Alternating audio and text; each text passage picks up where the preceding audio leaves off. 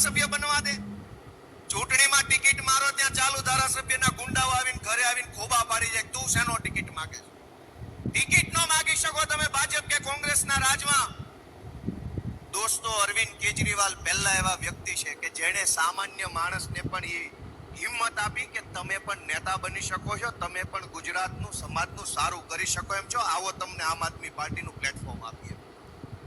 અને દોસ્તો, એટલે જ હું તમને બધાને એક વિનંતી કરવા માંગુ છું કે જ્યાં સુધી નેતાના ઘરમાંથી નેતા, એના છોકરા નેતા, એના છોકરા નેતા, એના છોકરા નેતા બનશે, ત્યાં સુધી આપણું ભલું ક્યારેય થવાનું નથી. કેમ કે નેતા તો એના છોકરાનું જ ભલું કરવા માંગે છે.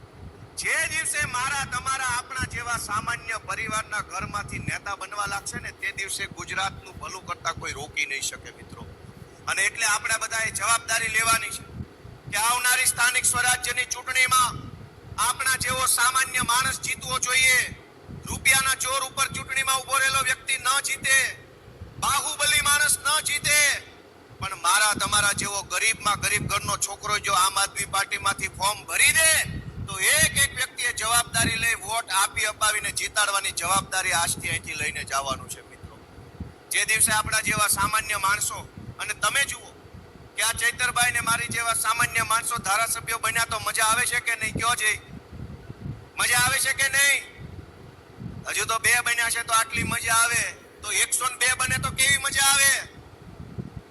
દોસ્તો, સામાન્ય પરિવારના છોકરાઓ જે દિવસે રાજનીતિમાં તમારા મતથી સફળ થશે ને, ત્યારે આખું ગુજરાત કિલ્લોલ કરતો છે, આનંદ કરતો છે, મજા કરતો છે. એવો માહોલ આમ આદમી પાર્ટી બનાવવા માટે આગળ વધી રહી છે.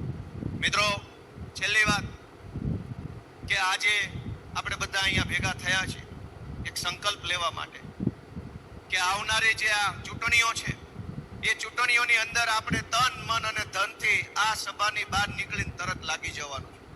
કદાચ અંદાજ એવો છે કે 26મી 25મી તારીખે વિધાનસભાનું સત્ર પૂરું થાય છે, એટલે માર્ચ મહિનાની, એપ્રિલ મહિનાની 5 કે 7 કે 8 તારીખે ચૂંટણી જાહેર થઈ જાય એવી લગભગ સંભાવનાઓ છે. જો ભાગી ન જાય તો, આ પાછા બીકણા બહુ છે, છટકાવી ન જાય તો કદાચ 5 કે 7 તારીખે ચૂંટણી જાહેર થવાની છે.